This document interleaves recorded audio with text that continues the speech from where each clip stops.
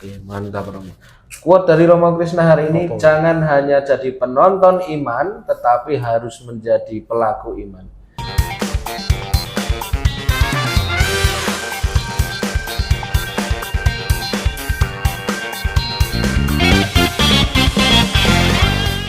Ya Romo, tadi kita juga sudah berbicara tentang pembaharuan relasi dengan diri sendiri ya, walaupun nanti ada kaitannya juga dengan tema terakhir. Tetapi kita coba melihat yang pertemuan kedua Romo. Tadi sudah diri sendiri, sekarang ke pembaharuan relasi dengan sesama.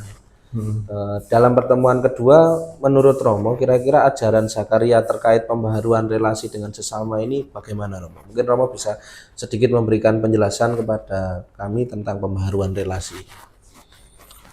Baik, kita kembali ke konteksnya lagi ya, bahwa Zakaria tadi hidup di masa pembuangan, masa yang tidak mudah, kesulitan ekonomi, kesulitan mungkin politik, dan juga mungkin spiritualitas, maka kompleks sekali hidupnya gitu ya. Betul.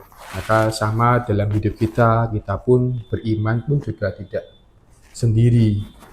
Iman kita pun juga iman bersama, maka kita perlu bantuan sesama manusia untuk juga menguatkan iman kita gitu ya. Kadang saya terinspirasi dengan orang-orang yang memiliki belas kasih yang cukup tinggi itu. Belas kasih itu tidak hanya tidak hanya dia itu memberikan mungkin hartanya untuk sesama, tetapi sungguh di samping itu belas kasih itu memiliki rasa pengampunan yang luar biasa gitu ya.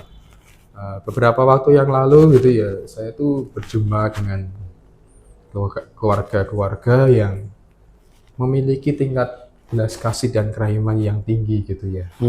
Maka ini menjadi cara kita juga untuk memperbaiki relasi kita dengan sesama gitu ya.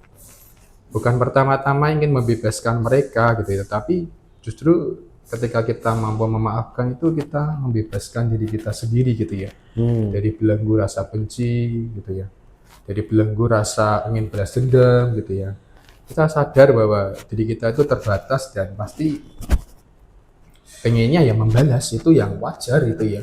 Lumrah gitu ya, hal yang sangat wajar. Tapi melalui Nabi Zakaria ini kita diajak bahwa ibadat kita itu tidak hanya berhenti pada ritual-ritual saja, entah kita ikut ekaristi, entah kita menjalankan puasa, entah kita ibadatnya rutin, semua dilakukan, misalnya ibadat angelus rutin, kerahiman rutin, rosario rutin, belum lagi tambah novena, devosi pribadi gitu ya. Kudus sekali. Nek doa semua santo-santa disebut gitu ya. Dari Bapa kami sampai terpujilah semua disebut gitu ya. Itu baik, tetapi kalau itu tidak bisa mendarat kepada dalam kehidupan kita ya percuma gitu ya. Kita hanya berhenti sampai batas ritual saja gitu ya. Tidak sampai kepada relasi dengan sesama. Bahwa melalui salib kan kita diundang untuk berrelasi dengan sesama. Ada vertikal dan horizontal. Filosofi salib ya Romo. Iya, maka kita pun juga diajak untuk memperbarui relasi kita dengan sesama kita, terlebih mereka yang mungkin tidak hanya membenci atau pernah menyakiti kita, tetapi mungkin yang mereka yang kurang kita sukai atau mungkin kurang sepadan dalam kehidupan kita gitu ya. Ya kita berusaha, semua pasti berusaha, dan saya juga bukan orang yang sempurna, tidak ada orang yang sempurna, tetapi kita mengusahakan itu ya demi kebaikan dalam iman dan hidup kita gitu. Jadi saya garis bawah ya Romo, berarti tadi Romo mengatakan kalau memang ibadat yang sejati itu bukan hanya soal kita rajin ke gereja, bukan hanya soal kita rajin devosi dan sebagainya, tetapi juga harus berdampak ya Romo ya. Intinya semuanya harus seimbang gitu ya, jangan sampai kalau kita doa kita kuat tetapi hidup kita jauh dari kata kasih, itu ya sama saja. Sama halnya dengan saya ketika saya pintar khotbah gitu.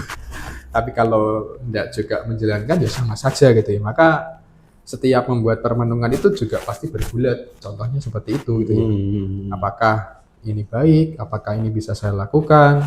Apakah ini bisa saya praktekkan di dalam hidup gitu ya. Jangan dikira ketika membuat khotbah itu juga gak ada pergulatan. Menurut saya selalu ada pergulatan ketika membuat permenungan itu gitu ya.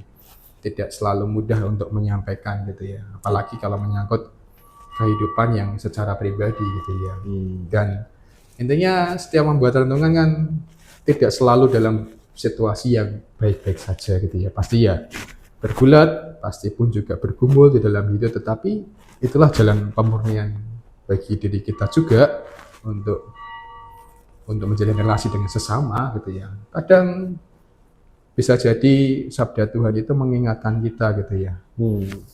Contohnya gini, ketika saya membuat renungan itu sabdanya itu sungguh menguatkan, oh ternyata ini membuat saya harus berelasi dengan ini dengan baik gitu ya. Contoh yang paling sering ya ketika berbicara tentang memaafkan gitu ya. Beberapa waktu yang lalu, ya udah agak lama sih. Maksudnya ketika saya harus berbicara dengan hal itu, tentang memaafkan, saya pun juga harus berjuang untuk memaafkan sesama gitu ya. Betul. Tanpa saya sadari ternyata itu berdampak gitu ya. Dan menyentuh hati saya gitu ya. Ya contohnya seperti itu sih lebih tepatnya, bahwa Sabda Zakaria ini juga mendorong kita untuk juga berelasi baik dengan sesama kita. Kita diajak untuk melihat diri kita masing-masing. Saya tidak bisa mengeneralisasi semua orang, tetapi silahkan bijak sendiri. Introspeksi diri sendiri itu lebih baik gitu ya. Oke. Terakhir Romo, sebelum kita menutup yang tentang tema pertama dan kedua ini tentang Nabi Zakaria, mungkin ada sedikit kata-kata motivasi Romo, quote of the day gitu ya, terkait dengan tema kita, pembaharuan relasi dengan diri sendiri yang pertama, lalu yang kedua adalah pembaharuan relasi dengan sesama ya. Mungkin karena Romo ini kan ahli membuat quote-quote gitu ya. Jadi silahkan Romo untuk pesan-pesan yang membingkai keseluruhan tema pertama dan kedua ya. Kita itu semua bukan penonton iman gitu ya, tapi juga kita pelaku iman gitu ya. Maka kalau kita ibadat, kita ekaristi itu kadang kita serasa menjadi penonton iman gitu ya. Bukan iman hanya sebatas itu, tapi kurang berdampak. Tapi kita diajak untuk juga menjadi pelaku iman di dalam kehidupan kita itu ya. Bahwa salib yang dipajang di dinding itu tidak hanya pajangan, tapi sungguh itu lifestyle hidup kita gitu ya. Mari kita hayati seperti hanya Yesus yang juga berkorban, seperti hanya Zakaria yang juga berkorban untuk menguatkan orang-orang di masa pembuangan yang sungguh tidak mudah. Mari kita berjalan bersama, jangan berjalan sendiri-sendiri, bahwa ketika kita mampu berjalan bersama, kita pun juga akan merasa dikuatkan. Bahwa kehadiran sesama, entah itu di dalam kehidupan kita, itu sungguh menguatkan hidup kita. Apapun bentuknya gitu ya. Karena kita tidak mampu hidup sendiri gitu ya. Kita membutuhkan orang lain untuk terus mencintai gitu ya. Oke, mantap Romo. Quote dari Romo Krishna hari ini, jangan hanya jadi penonton iman, tetapi harus menjadi pelaku iman. Mari kita refleksikan tema pertama dan kedua hari ini, apakah saya memang benar-benar sungguh mengalami pertobatan di dalam diri sendiri, dan apakah ibadah dan doa yang kita alami, yang kita lakukan sampai dengan saat ini benar-benar berdampak bagi kehidupan sesama. Jangan sampai seperti yang Romo Krishna katakan saja tadi, bahwa kita hanya menjadi penonton iman saja. Mari bersama-sama menjadi pelaku iman dan tetap mencintai kitab suci. Salam.